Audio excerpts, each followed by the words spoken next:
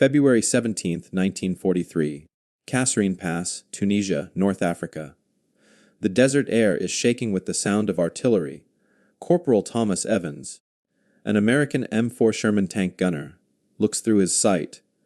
30 yards ahead, framed in the crosshairs, is a giant, a German Panzerkampfwagen VI H1, the Tiger tank. Tommy fires his 75mm armor, piercing round. The round strikes the Tiger's frontal glacis plate with a deafening metallic clang. For a brief, agonizing second, Tommy feels hope. Then the realization the round has simply disintegrated, leaving only a dark smudge. The Tiger's massive 88mm gun slowly turns toward the stationary Sherman. Tommy whispers, "Oh God, we can't even scratch it."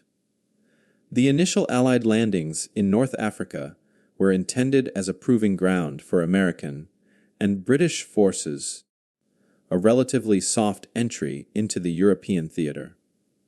Instead, they quickly became a baptism by fire, a brutal lesson in the unequal realities of military technology.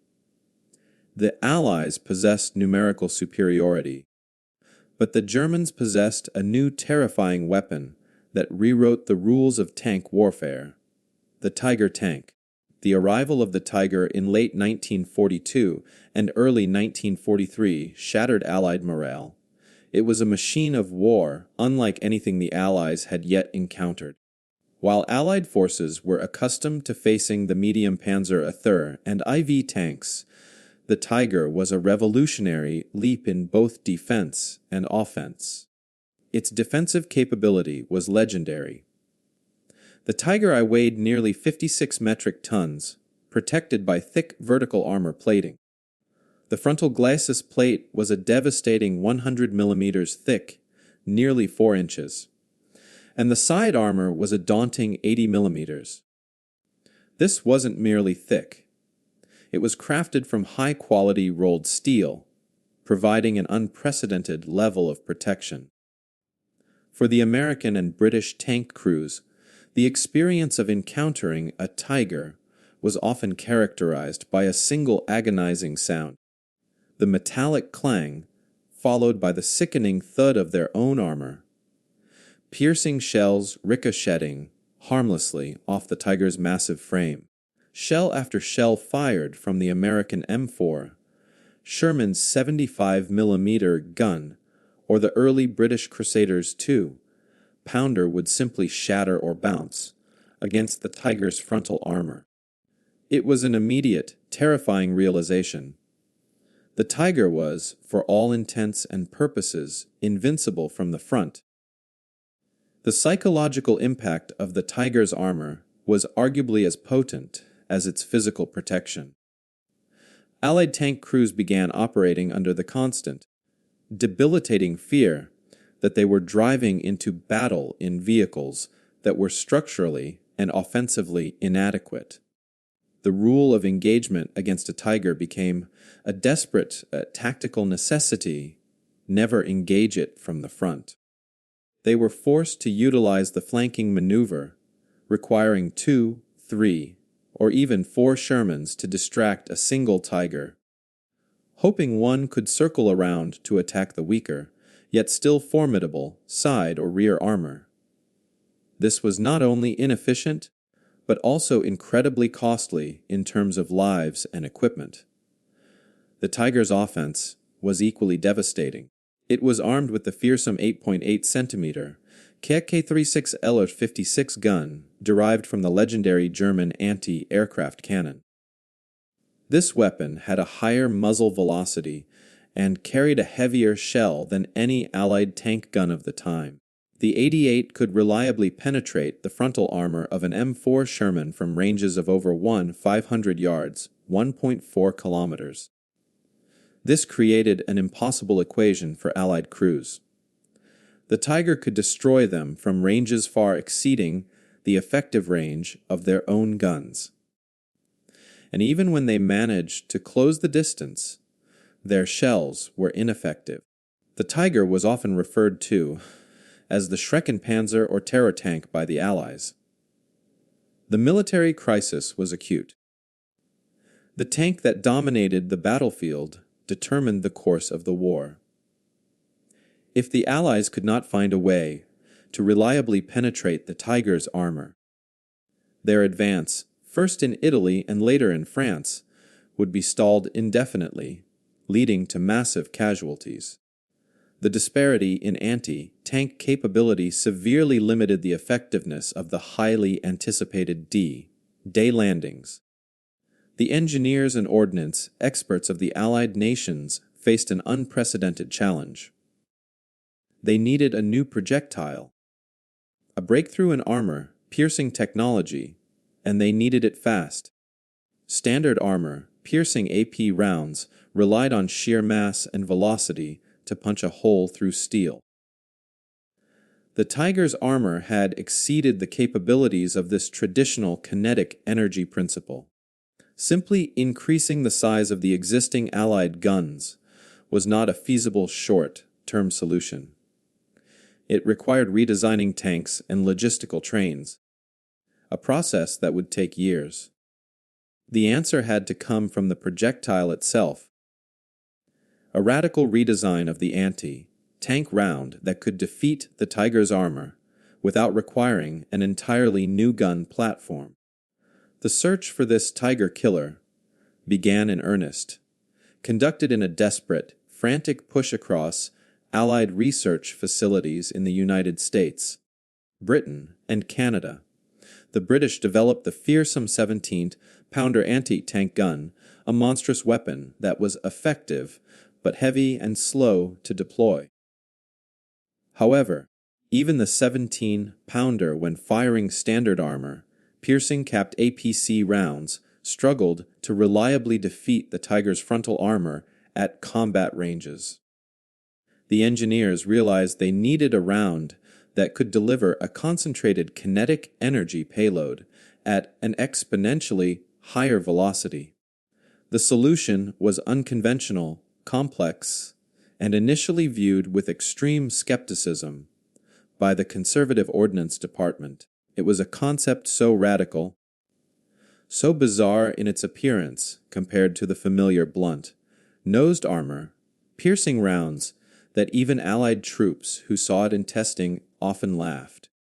They were about to encounter the armor-piercing discarding Sabot APDS, a revolutionary piece of technology whose principles were first developed by the Canadians and later perfected by the British, and which would single-handedly restore the balance of power on the Western Front.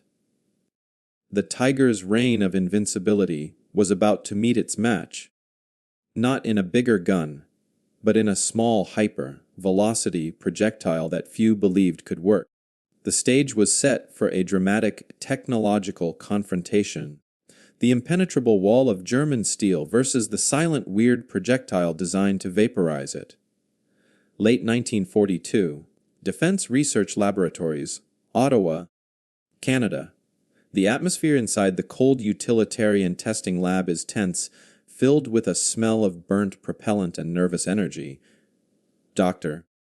Alastair Finch, a Canadian physicist, sketches furiously on a chalkboard, illustrating a cone wrapped in a fragile casing.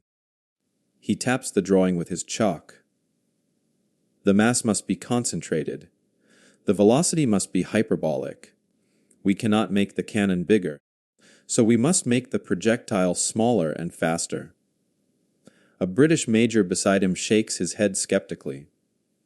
A dart wrapped in tin foil. Doctor, the men will laugh this thing right off the battlefield. The crisis on the battlefield, where the American 75mm and the British 6-pounder shells were simply bouncing off the Tiger's 100mm frontal armor, sent a clear message to Allied ordnance departments. Traditional kinetic energy rounds were obsolete. They needed a revolution, not an iteration. The traditional armor-piercing AP round worked on a straightforward principle, a heavy blunt, nosed shell impacting the armor at high speed, using its mass and momentum to punch a hole. The Tiger's armor, however, had simply become too thick and too hard for this principle to work reliably at typical combat ranges. The only way forward was to radically increase the kinetic energy density of the projectile. This meant finding a way to deliver the same or more energy onto a much smaller point of impact, and doing so at a much higher velocity. The solution emerged not from the United States, but from the combined research efforts of British and Canadian scientists. The concept was known as armor, piercing discarding Sabot APDS. It was a radical, almost counterintuitive departure from established ballistics, and it looked, as the major suggested, utterly bizarre. The core genius of the APDS design lay in three revolutionary components. The subcaliber penetrator, the core. Instead of a heavy steel shell, the heart of the APDS was a small, thin, pencil-like dart made of tungsten carbide. Tungsten, a metal known for its extreme density and hardness, nearly twice as dense as steel, was the key. By using this ultra-dense, small core, the mass of the projectile was concentrated onto a tiny cross-sectional area. The sabot, the cradle. This was the weird part that Allied gunners initially mocked. To fire the small tungsten dart down a large cannon barrel like the 17th pounder, which had a 76.2 millimeter bore, the dart had to be encased in a lightweight soft metal casing. The sabot, French for shoe.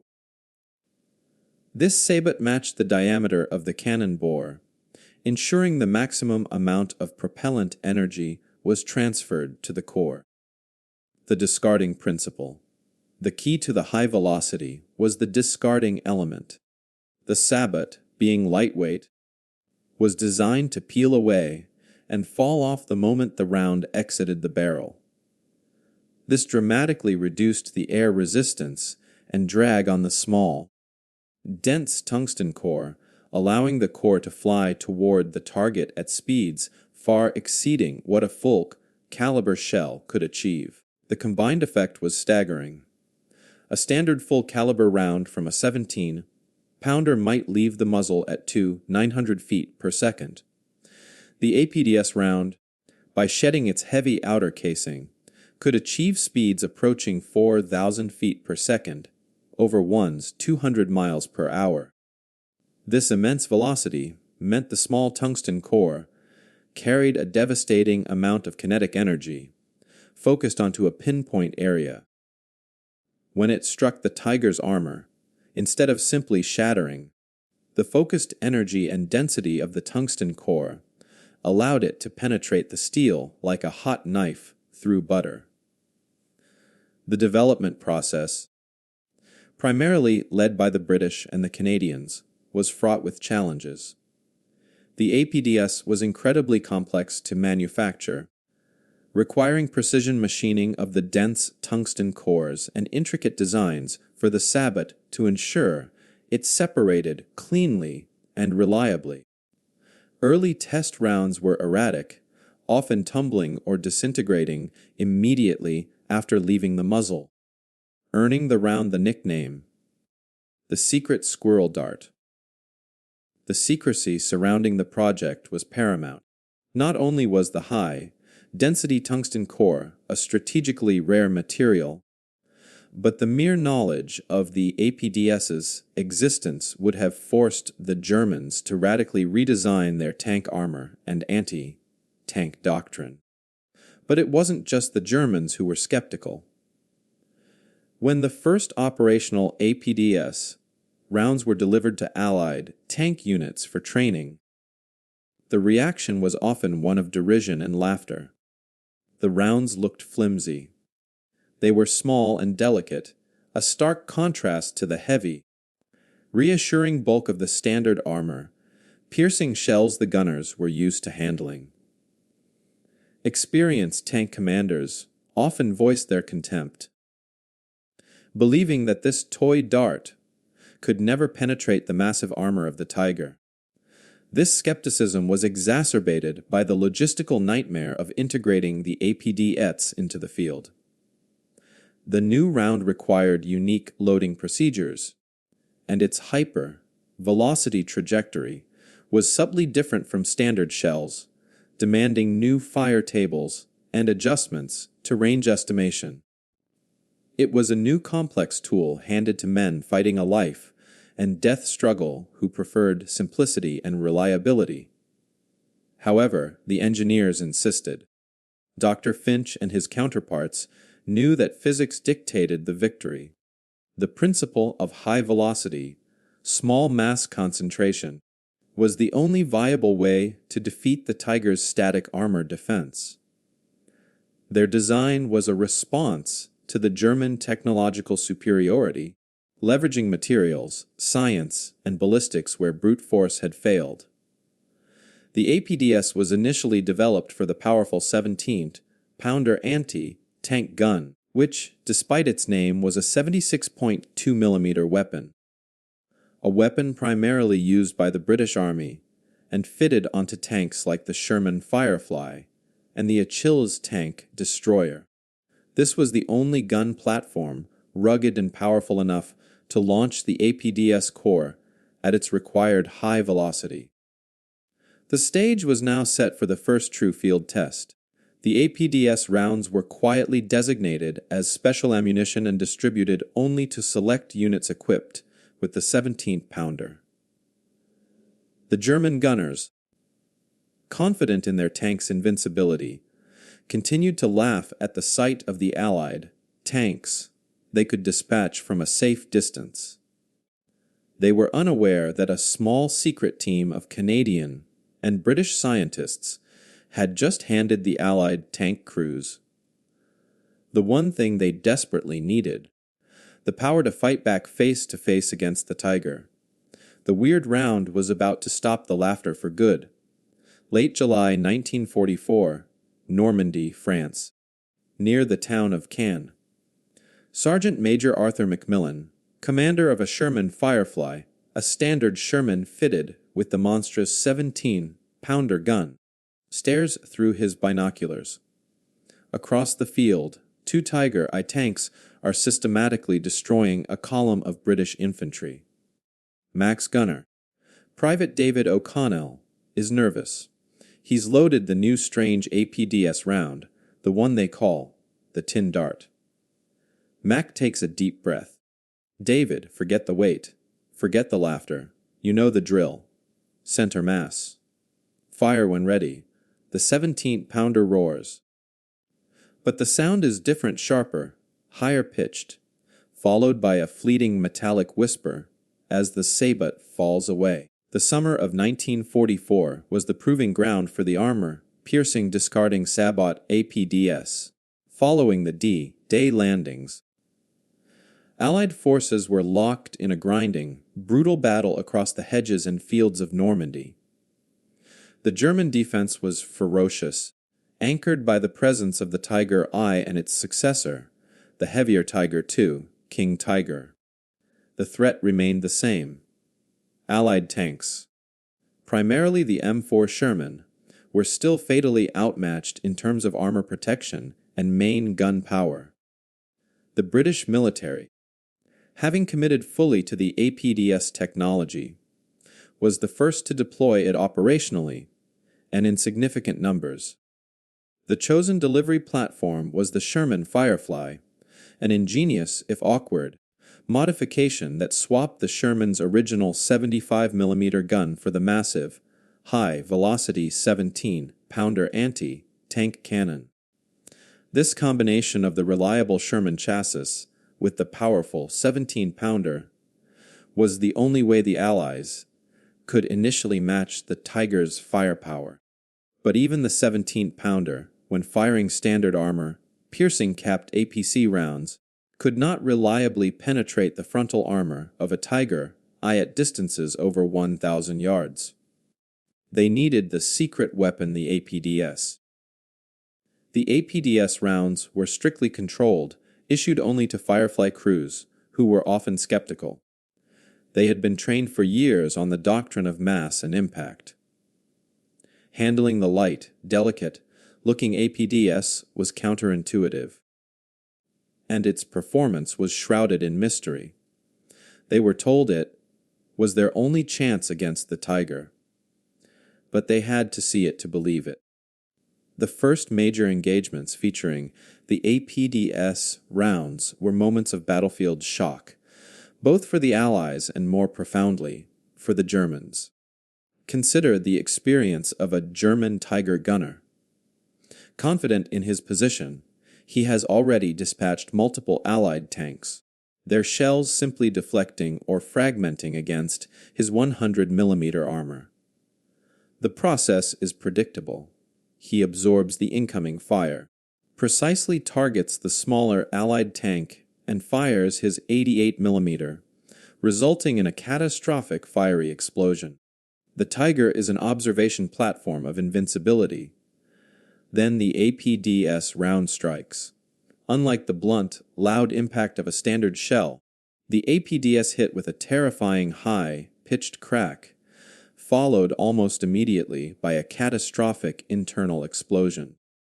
The small velocity tungsten core didn't merely penetrate the armor. Its concentrated energy density caused the core and the resulting fragments of armor plate to spray through the tank's fighting compartment at immense speed, a phenomenon known as spalling. The kinetic energy was so extreme that it could often cause the internal air to briefly compress and ignite, essentially vaporizing the crew and internal systems instantly. The reaction of the German tank crews was one of sudden utter terror and confusion. When Allied tanks were disabled, they usually suffered recognizable damages, a burnt-out shell, a damaged track, or a clear impact crater where the shell failed to penetrate. But tanks hit by APDS often showed only a deceptively small entry hole on the frontal armor, yet were instantly and violently killed. German ordnance reports began to filter back to command, describing bizarre and inexplicable kills. They reported Tiger tanks, supposedly invincible from the front, being knocked out by single shots at ranges where Allied guns should have been useless. The German gunners, who had laughed at the sight of the Allied tanks they easily dominated, were suddenly confronted by a silent killer. They initially theorized that the Allies must be using some form of new high-powered chemical round or a previously unseen anti-tank rocket, because the physics of traditional kinetic energy penetration could not explain the damage. They couldn't conceive that the small foreign object that had killed their tank was nothing more than a simple velocity metal dart. For the Allied crews, the APDS round was a massive morale booster. For the first time, they felt they had a weapon that could truly neutralize the Tiger's power. Macmillan's Firefly crews, initially skeptical, became fervent believers. They learned to rely on the tin dart, reserving their precious APDS rounds for the moment a Tiger appeared on the horizon. The tactical necessity of flanking was still important, but now a direct frontal engagement was no longer a guaranteed death sentence. A highly trained gunner could take the shot and win. One of the most famous, albeit likely embellished, accounts involves the use of APDS by the legendary British tank sergeant Sidney Radley, Walters of the Sherbrooke Fusilier Regiment. His unit's Fireflies engaged a column of Tigers and successfully neutralized them in a quick succession of frontal shots, leaving the German commanders reeling. These battlefield successes, replicated across Normandy, began to sow seeds of doubt in the German armored corps. The deployment of APDS had a profound cascading effect on the battle. Reduced psychological superiority. The German psychological advantage, built on the Tiger's invincibility, was instantly broken. German tank commanders could no longer simply sit and absorb damage, forcing them to adopt more cautious and defensive maneuvers.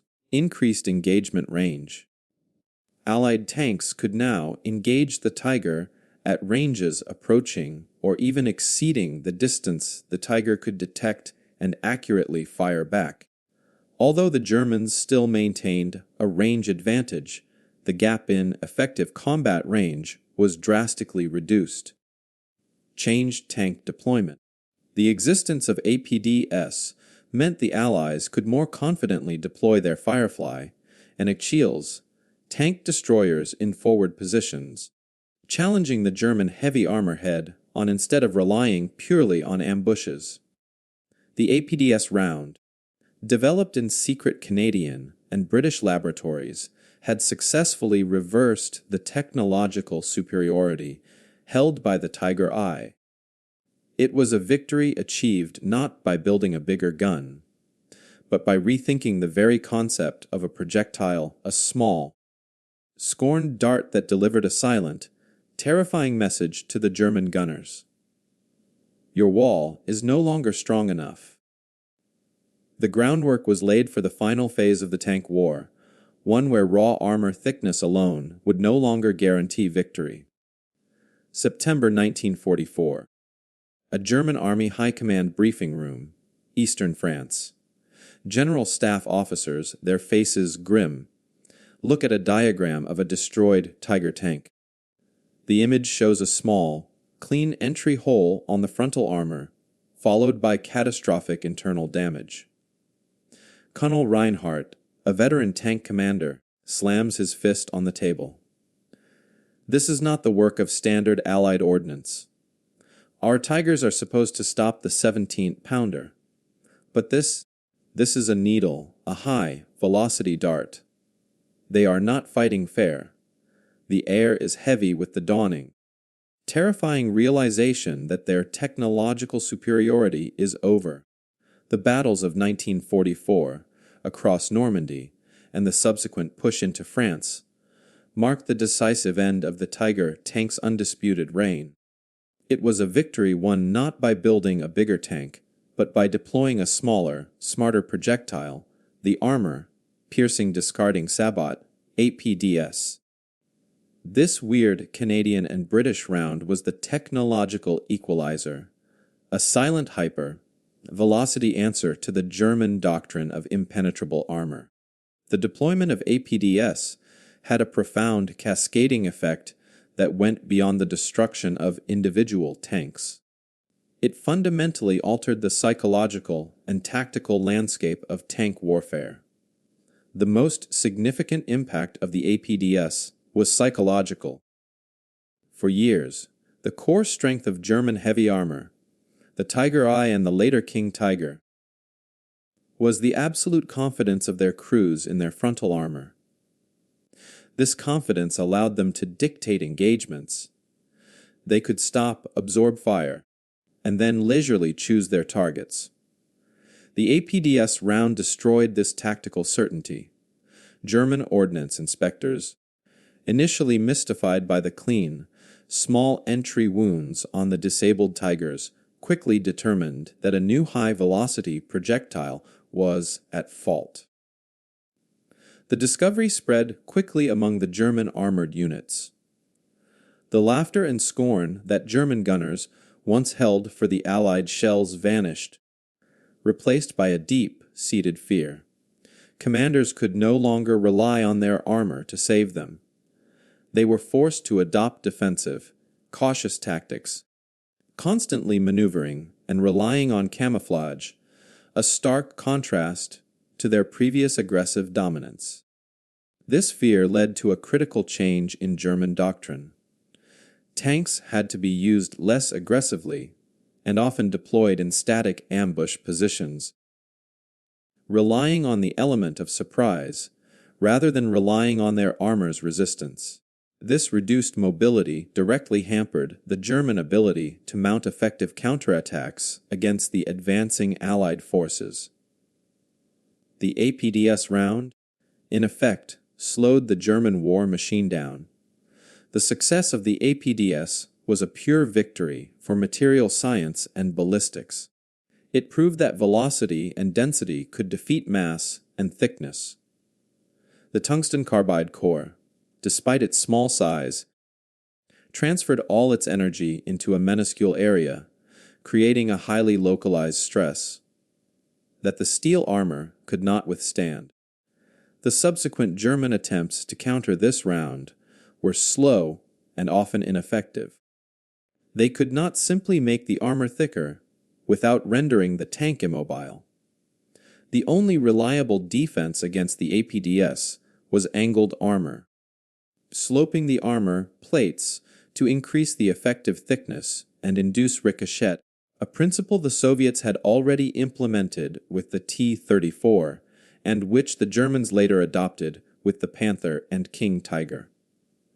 However, even the King Tiger's thick, sloped frontal armor remained vulnerable to APDS fire at shorter ranges, particularly from the powerful upgraded versions of the 17-pounder.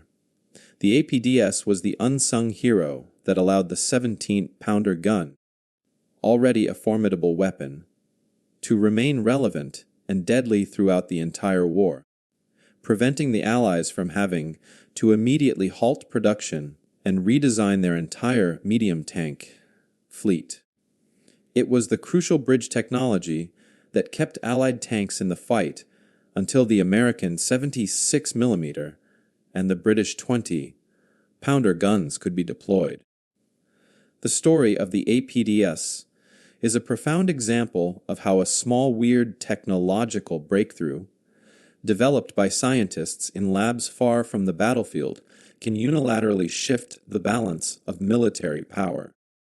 It proved that innovation, not just sheer industrial muscle, determines who wins. If you find these untold stories of technical genius and battlefield strategy fascinating, and you want to ensure you catch our next deep dive into the weapons that defined World War II, including the other major breakthroughs in armor and aviation, we urge you to subscribe now and hit that notification bell. Let us know in the comments, what other underdog military technology do you think deserves its moment in the spotlight? The APDS was more than just a wartime innovation. It was the foundational ancestor of every modern kinetic energy anti-tank round used today. After the war, the APDS concept was continually refined. The original APDS suffered from poor accuracy over long distances because the separation of the Sabot was often inconsistent. Engineers solved this problem by developing the armor-piercing fin, stabilized discarding Sabot APFSDS. This round is essentially the same high-velocity dart, but it is fitted with stabilizing fins like a massive arrow to ensure perfect aerodynamic stability after the Sabot is discarded. The APFSDS is the standard main gun ammunition for almost every tank in the world today, including the American M1 Abrams, the British Challenger, and the German Leopard. The principle remains identical to the weird Canadian round first developed in 1943, a hyper-velocity, high-density core. Now often depleted uranium instead of tungsten that defeats armor by kinetic energy density rather than mass. The German gunners, who laughed at the small, unconventional projectile in 1943, were laughing at the future of anti-tank warfare. That initial weird design was the death knell for static thick armor. It forced tank design to prioritize slope protection, lighter materials, and active defenses over sheer bulk. The APDS didn't win the war single-handedly, but it won the tank war. It restored the confidence of Allied crews, neutralized the terrifying dominance of the Tiger, and ensured that the rapid Allied advance through Europe could continue without being fatally stalled by the German heavy armor divisions. It is a quiet, powerful testament to the decisive impact of applied science and the genius of the engineers who fought the war not with a rifle, but with a simple yet revolutionary dart.